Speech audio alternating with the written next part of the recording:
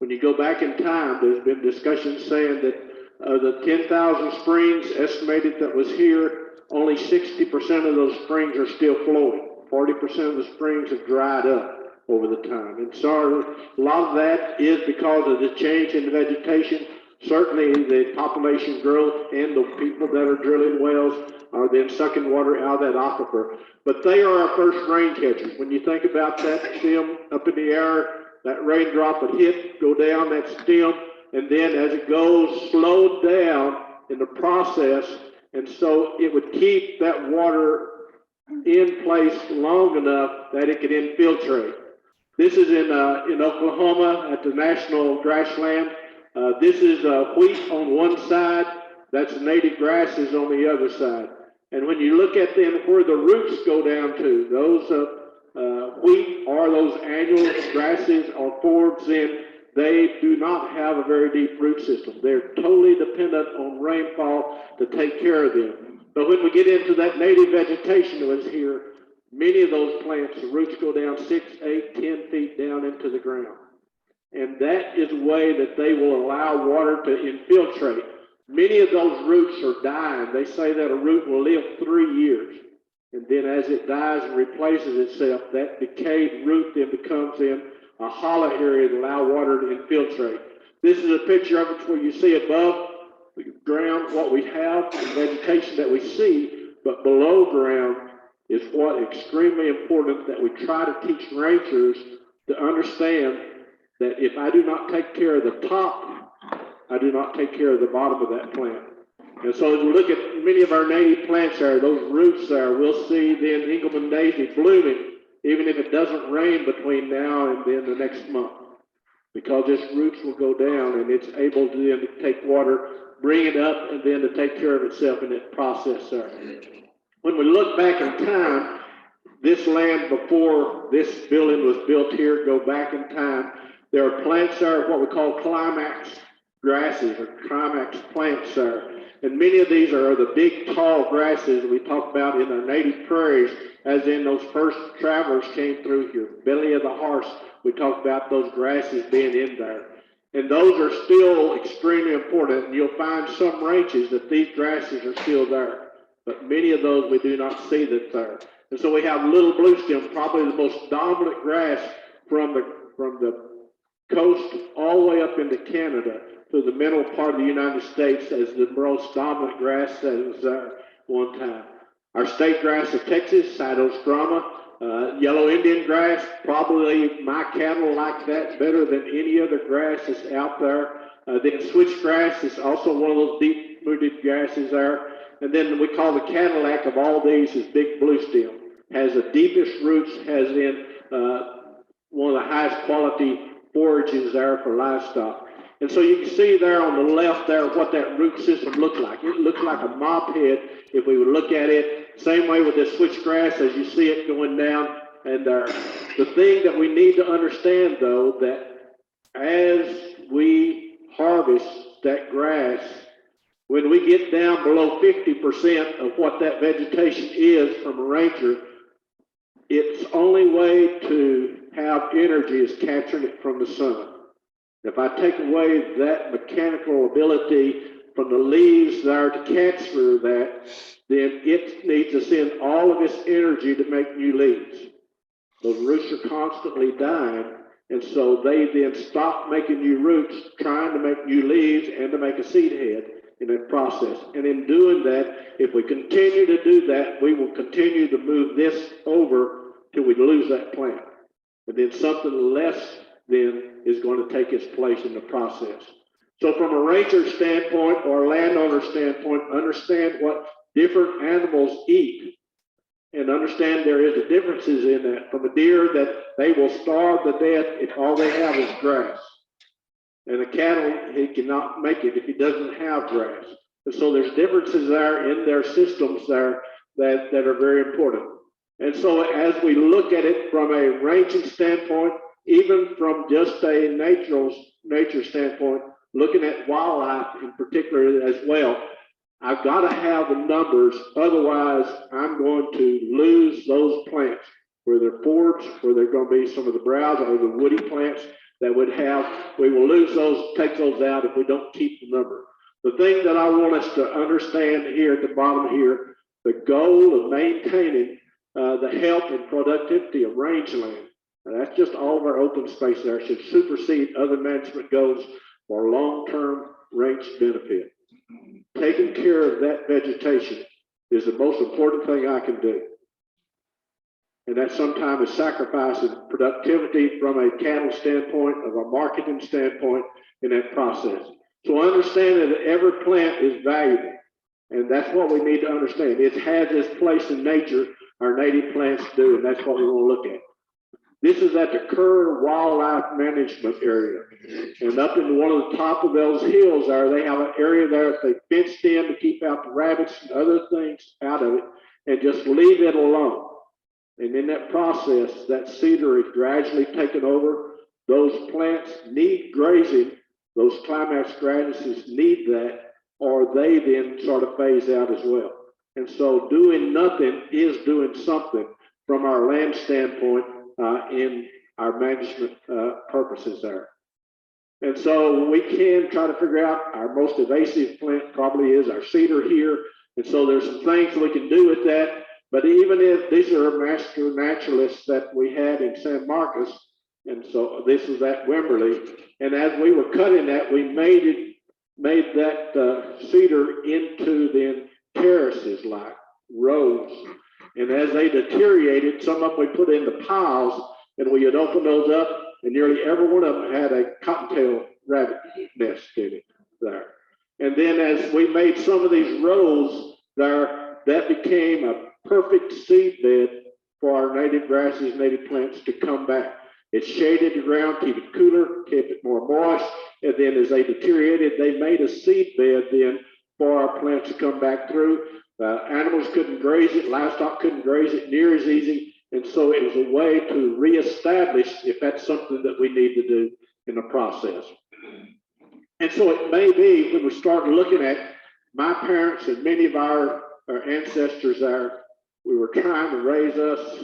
My family had 6 kids there. I was number 5. And so we didn't have a lot. So we sacrificed some of the land at that time just to get productivity, to get us out of the house. And so it may be that we may be the best steward this land that you have on your place and my place has had since we moved here. Our ancestors moved here. And so I want to think about that in the process. Top left is some of the hummingbirds at our place. They're drinking rainwater. And then certainly our monarch is one of our monarchs that we'd like to think about there.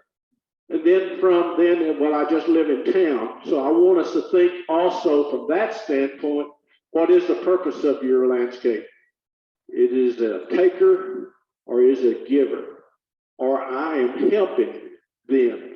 As our Native Plant Society would talk about that I can have the plants that are going to be there that's really going to then help then water infiltration, help them as pollinators and all the things in nature to give us that clean. And so I want us to think about what we're doing and can we be then the giver in the process. This is our house in the springtime. We grow lots of weeds. Some would say that is there. And so we like to think that we're sort of a giver in that process. Wow. But anyway, it does turn upside down. And what I was trying to say that brown is another color that we've got to appreciate in that process that's there. What I will think about then, they are then seasons, and our plants have seasons as well, and we need to recognize them. I've done a lot of work in New Mexico, and I like one of the things that we're doing there, and it's called roof-reliant landscaping. And this is where then the state Office of the State Engineer supports a wise, efficient use of our state water resources, and therefore encourages a harvesting, collection, use of rainwater from residential and commercial roof surfaces for on-site landscape irrigation and other on-site domestic uses there. The only water that landscape gets is what falls on that roof and what falls on that yard that's there. And that's what we're trying to do, move that from there to over here. And if we would think about what our yard to be that giver to life is a lot better than being the taker, taking water, taking fertilizer, taking chemicals in that process. And so you are then, I know I'm preaching to the choir, but I want you to be able to sing that as well to others as well. So getting into complex systems there, where I have a roof, I've got to get it into a storage tank and then use it for some purpose is what we'll talk about now in that process. There's one number I want you to remember. You don't have to remember the others.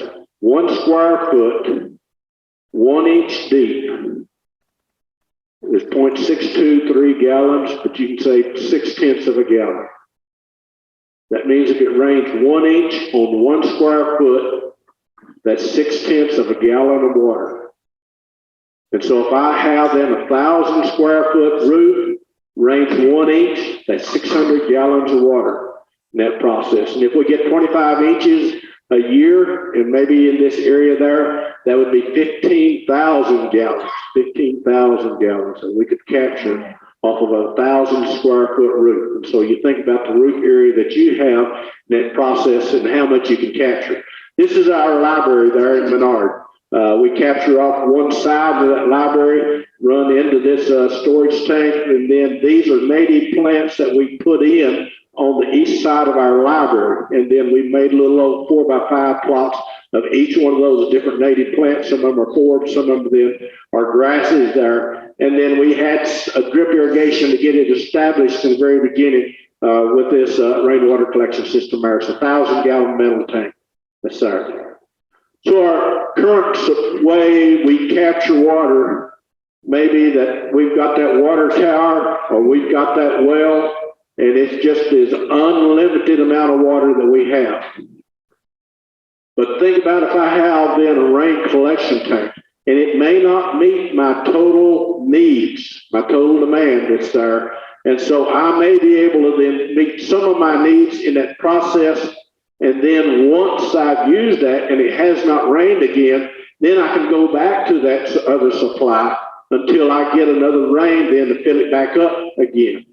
And so there are ways that we can capture that water and use it when I need it, or I can and say, I don't need it. I would just want to slow it down coming off of my roof. And so in the next 3 to 5 days, I may then let it go out into rain gardens or pocket prairies or whatever you want to call areas there that I could get it back into the ground, reduce the amount of evaporation, increase the infiltration in that process, return it back. And so I can do that from a control standpoint, or I can then release some of it and then hold some of it. In the San Juan Islands out by Seattle, you are required to keep 5,000 gallons for the fire department. And so if you have a 5,000 gallon tank, you don't get to use it at all. And so if you get 10,000 gallons, you get to use half of it. But you got to have it there with a connection for the fire department to be able to use then for their purposes there to fight fires. We have a subdivision in San Marcos where if you, and they have it primarily on rainwater, that if you will allow them to connect to that and you run out of water, the fire department will bring water to help meet your needs. That's there. And so there's ways that we are seeing that we can give and then help in a process in that way to help us from a fire standpoint as well as them being able to work with us. So we got to start somewhere.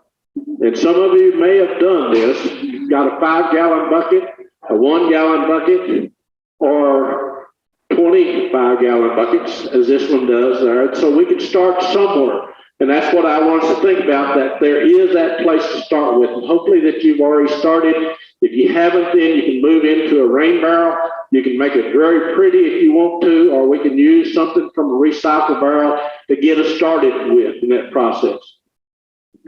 If I don't have a gutter, so I don't have gutters on my building, I can then build in a gutter right on top of my barrels there if we want to. So primary water would fall off that roof, would fall into this, and then this one runs into, there's one hole that goes down, and then it goes over to the other one to fill both of them up in that process. And then this goes to a bird bath in the front. This is at Abilene Christian University where I was teaching just up to last year.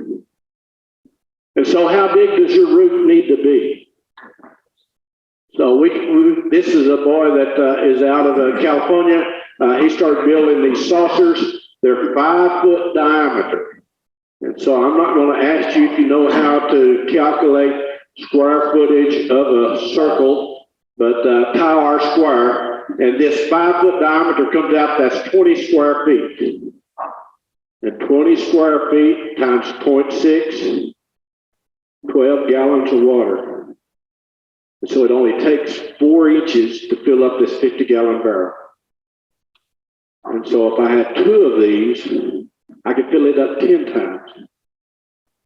If I had 3 of them, I could fill it up 15 times. And so I can get lots of water off of a very small area. Even a doghouse gets enough water sometimes that I can use it there.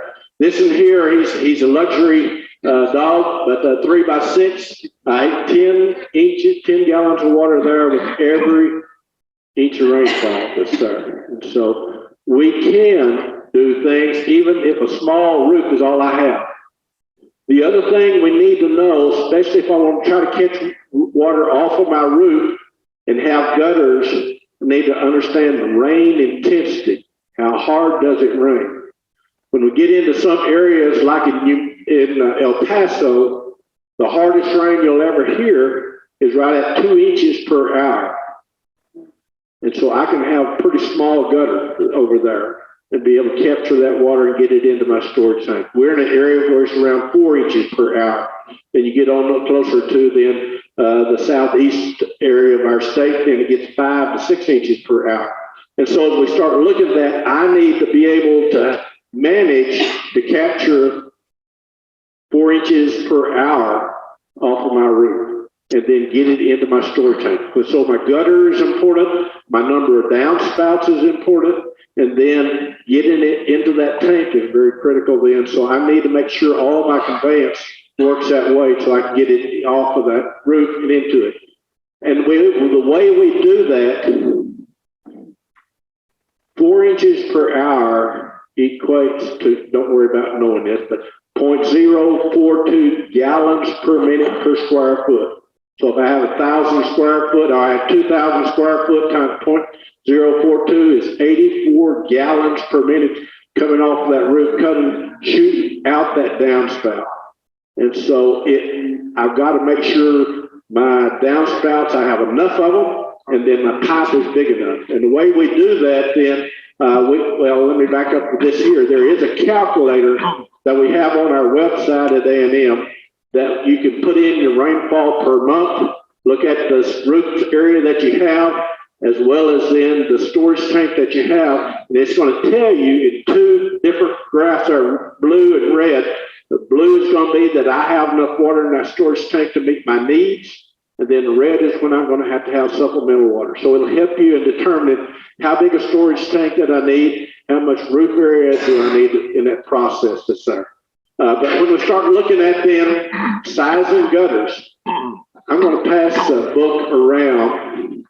This is a training book that we've used, we put together at A&M for those that are professional or those that really want to seriously work on it.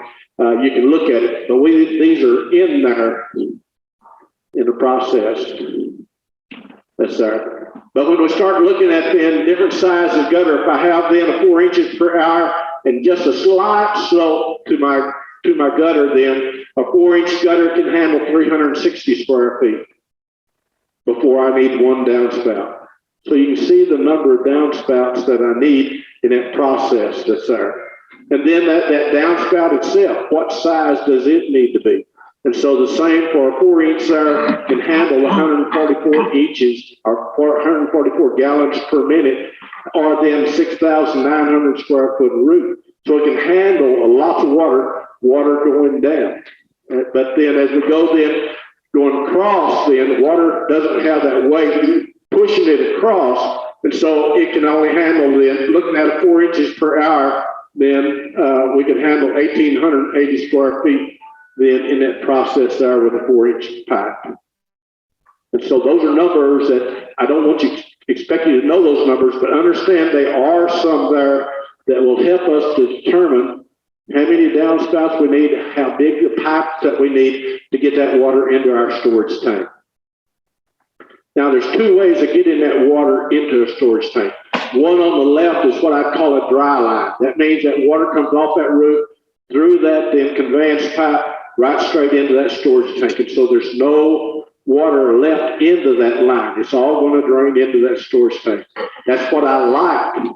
But at my house, then, I have then my storage tanks further away from this end to that end of the building, away from my house. They go down off of my house, they go down, and then all the way across my backyard, then go up inside of our barn and into my storage tanks. And I have 18 inches difference in elevation from the bottom of my gutter to where it goes into my storage tank. And so I need some ways to calculate that, but that's what's called in a wet line, which means that there would be, this is a dry line, this is a wet line. The water would stay in that pipe all the time unless I put a drain on it there. So that's called a wet line, but it allows me to put my storage tank any location that I want, except water won't run uphill. I've got to be able to get then the difference in elevation. And so there are calculations that we use to determine what size of pipe we need, get that water off my roof and over into my storage tank in some other location. But that way I don't have to have a storage tank right next to my house or right next to my barn. I can put it, I can put a small tank right in my garden, right in an area that I want it to be, or really hidden if I want it to be that way in the process. Now, there's lots of different materials that tanks are made out of now. This is the metal tanks. I'm helping my son. We're putting in a 30,000 gallon one between here and Mason, and another one down by Bernie right now.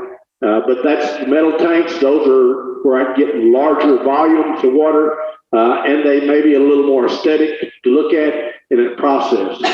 But there are others. This is over Dripping Springs. They just got a big turtle in the backyard if you want to, but that's made out of fiberglass. Then there are some that are made out of concrete as well that I can utilize. Most common for most of us is going to be then just the polyethylene tanks. And there's lots of different manufacturers of those now.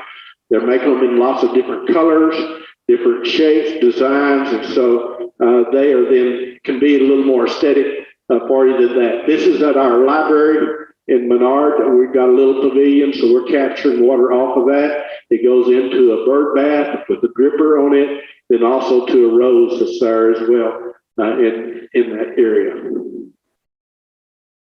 The most important thing in capturing rainwater is making sure I keep the dirt, debris, leaves, and trash and dead critters out of that storage tank. And so I need then, the most important thing to do is to be able to keep that water clean going into that storage tank. Because there's lots of things that may be up on that roof that could wash into our storage tank if I do not have a screen of some kind to work with. For a 50-gallon barrel, it could be a 1-gallon pot with just a window screening on the inside of it. And so allow that water to go through that screen in the process to go into my barrel. And so that's very simple, very cheap that you can do. Or we can get in some others that are out there on the market. There's 2 designs out there. The Australian method is good enough and cheap pretty well. And then the other is the German method that is as rich as it can be, but as perfect as it can be. And so one of these is around $25. The other is around $500. So it depends on where you are. But the thing about the German is that I do not have to maintain that very much. And so from a commercial standpoint, that I may have a huge roof and have different employees that may be checking on that, it's amazingly how well it works. But you got to pay the price to do that. But for a lot of us there, we can use in just a screen basket that would fit through the lid, that water would go through that, and so I could capture it. Or then this is sort of called a leaf eater that then has a screen on it at an angle. Water would come in and shed off, and then the water would fall through to go into the storage tank.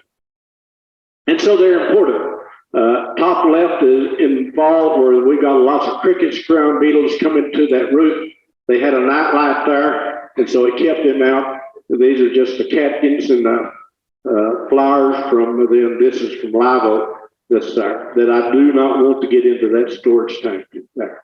And I don't want to keep mosquitoes in, and I don't want to keep them out. And so that screen is extremely important from that end of it as well. And if sunlight can get into that storage tank, algae is going to grow. And so it doesn't matter what color it is, just keeping sunlight out.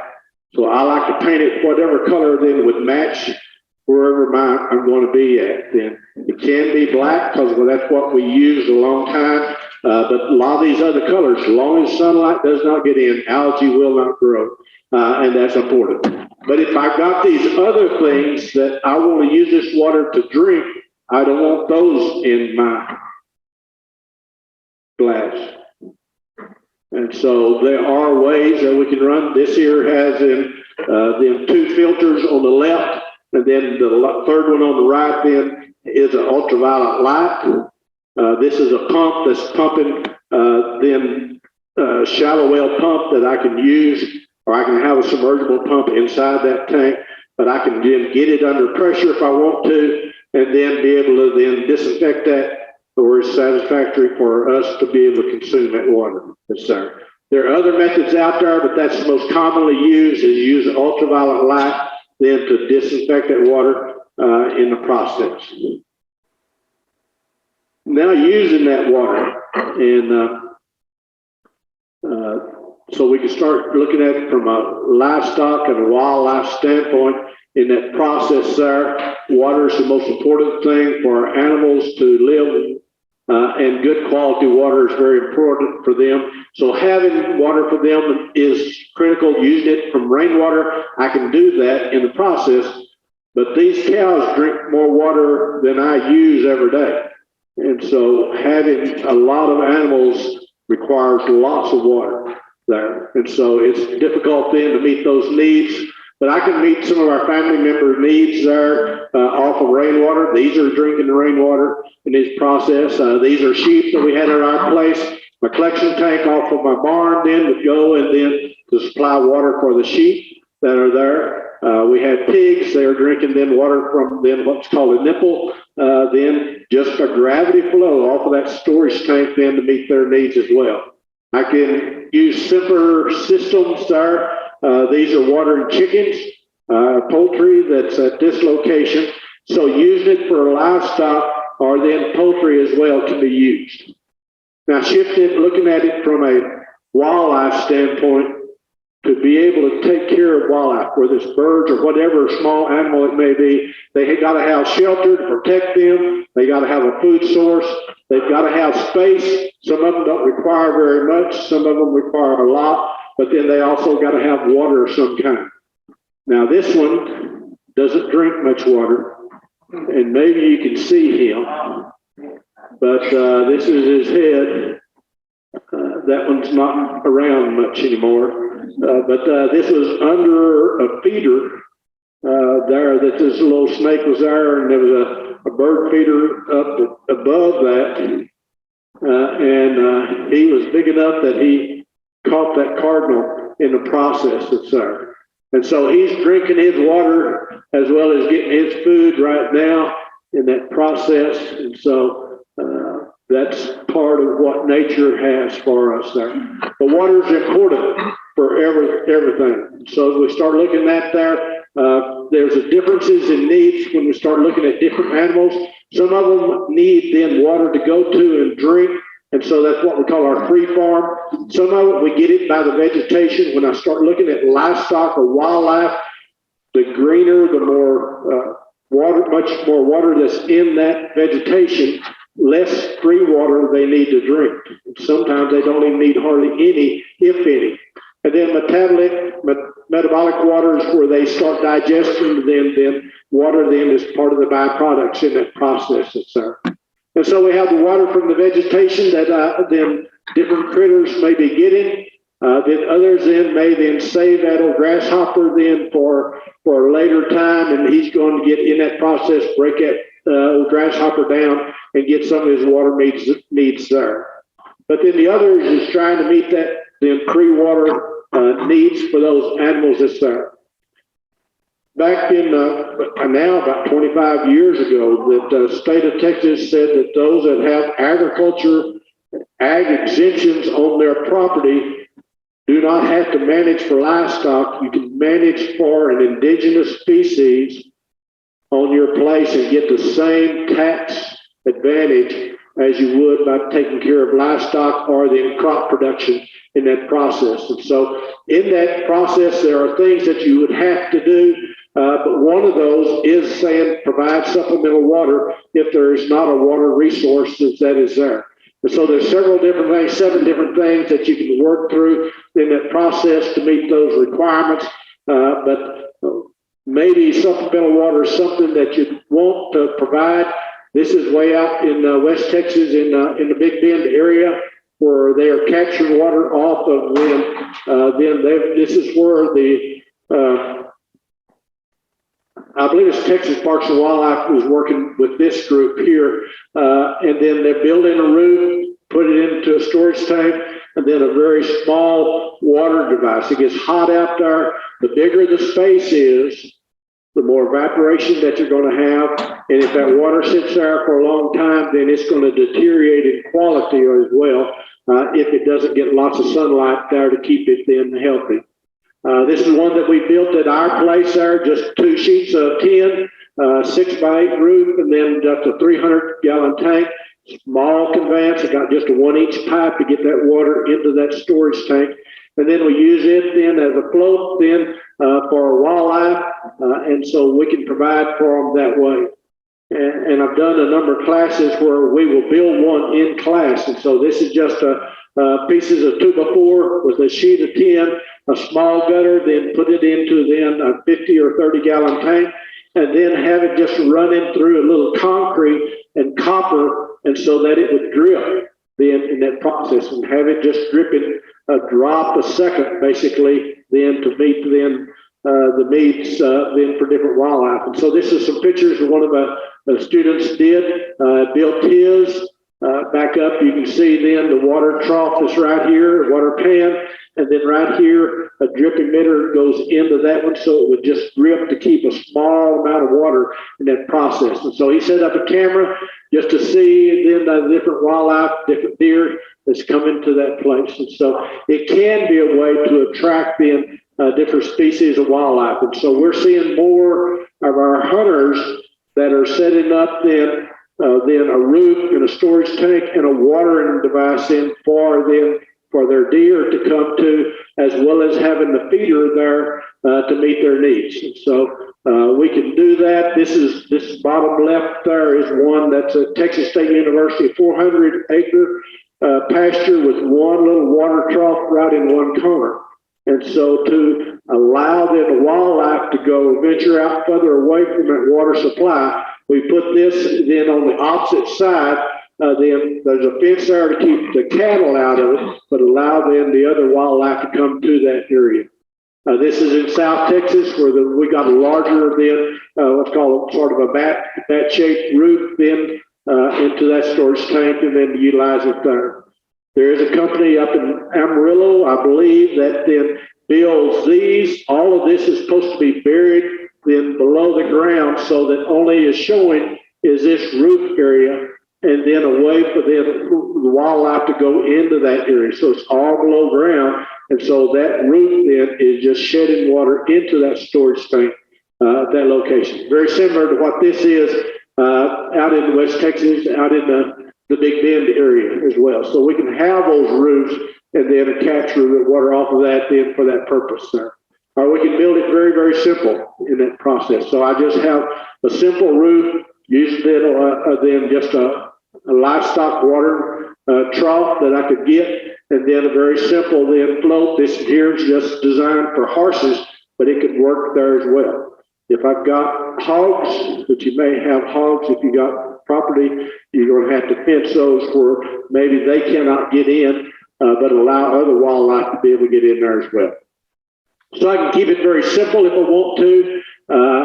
In far as processes, we have that 300-gallon tank. About 40 yards away, I have the half-inch black polyethylene irrigation tubing right on top of the ground, all the way to then a watering device that I have here with a drip emitter. And it's been there for 15 years probably, and it will freeze. And then once it starts thawing out, then it just starts dripping again. It never has broke. It will allow then stretching and doesn't freeze. Fun part there is watching when that's then solid and the birds come in, they will make it to the other side sometimes till they realize that. But then they'll start drinking right around the edges there because they know that water is there for them as well. So it's very entertaining. But I want to keep that water right where then my wildlife particularly, or then different things would need that water at that place. They like to hear the sound of dripping water. It really entices the birds to come to that area. I didn't realize what different species of birds I had till I set up that dripping device, and then seeing those birds come in. And we'll see those in just a minute there. But the other thing I want to do is remember that I need to be, especially if I have a water trough, I need a way then that animals can get out so that they don't drown. Sometimes that's very difficult. So creating something for them in that process is very important then to meet their needs. And then you'll be amazed at what comes there and starts drinking, whether it's going to be butterflies, bees, or other things besides in the birds that come to that. Looking at one that is at the Kerr Wildlife Management Area, I put in a 1,500-gallon tank off of one of their buildings right behind their main center, and then down to the lower part is where then they started to build their own watering device that's there. And so this is what it looked like. This is about 2 foot deep here, all the way down to then just to nothing that's there. Then put in the plants around it. And so this is what it looks like as it then matures, then to provide them for wildlife. I've got another picture with a deer right next to this right here that I don't have in this picture here there. But we can create then habitats that really then changes the environment of everything around it. When there's that water supply, we get the frogs, we get the tadpoles, and we start getting other things come in there as well. And so it really changes the environment in that process. This is out in Chihuahuan Desert Research Area, being west of Alpine, where they've got their own roof. They got their little concrete area. This is a camera there that shows it the different wildlife that come to that area. But this is back at mine where we've got the 300-gallon tank, that tubing that runs all the way downhill. Then I got this is set up about 2 foot off of the ground. And then just have it where it's dripping. You can see the dripper there. I'll show you in a minute. But just the birds that come to that, this spills over into another dish down below that. But just for an old country boy, this is pretty entertaining there, that I enjoy watching those, and you'll see the different birds. And so I have to get the bird book out to see what we've got there that I didn't even know that they were around until we had those. So we have those coming, and just they enjoy it. And so it's sort of rewarding to me to get to see them enjoy it. And I've got the birds here's dripping out. And you'll see the birds that will catch every drop as it's about to fall. And so They'll catch it, swallow it, then catch the next one in that process. Sort of finish up with our house. We have about 5,000 square foot of roof. We have only 1,700 square foot inside of our house. And so we live totally off rainwater. We knew that when we were building. So I needed as much roof area as I could get in the process. And so this is where we started. We built in the house, and we're discussing the bathroom, and she wanted a water guzzling jacuzzi tub in that thing. And we had a call a while ago, some people needed a place to shower and they wanted to use that. And we told them no. That's just to look at. Only time to use that is when the tanks are full, she can take her bath. Otherwise, it's shower time. So we still got it, but we don't waste water like that. We could, but we don't. But anyway, we get about 3,000 gallons for every inch of rainfall off of our house. We grow rocks better than anything else in the process, and so we take care of them. This is our barn.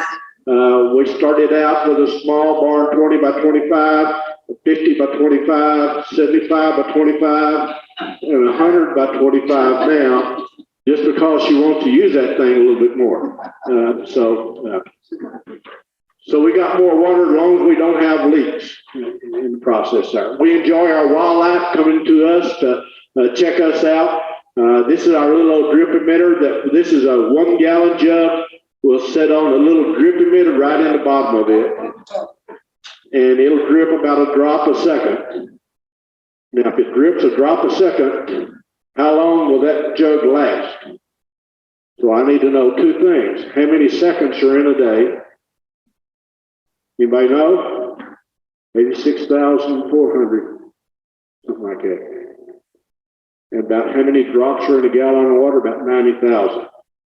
So if it drips a drop a second, 1 gallon will last in about 24 hours if it doesn't drip too fast. It drips too fast to begin with and slows down, as in I lose that water pressure then. So it'll last pretty well in 24 hours in that process. That's there. These are my tanks inside our barn that we utilize. So I'll finish up with this here from Clemson University. If I don't have anything, when it rains, where does that water go? It runs off. Runs off to the surface, the sun comes out, we get our evaporation taking place, and in that process, our groundwater doesn't get much. But if I put in that storage tank, put in my pocket prairie if I want to, then when it rains, then I can capture that water, and then it didn't evaporate, it went back into the ground, it took care of those plants in the process there. And so that's what we want to try to do in all of our things. And so I didn't ask how many of you have a rainwater collection tank. Some of you like to brag. Others don't want to be anyone to know that you do that now. But there are a bunch of you that do. And so I would encourage others of you to do that. Even on a small scale, there. Just get started now. There are some websites. We have our one with Texas A&M that you can go to. There's some video publications that are there. That manual that I'm passing around, there's ways that you can get it from there. The ARCSA, that's the American Rainwater Catchment Systems Association. You can go there, you can find some information, find out different dealers or suppliers of equipment that is there. Our Texas Master Naturalist, the manual that they put together now has in a section in there for rainwater harvesting. Then as well as our extension, then wildlife, we've got some different things in there that'll help you as well.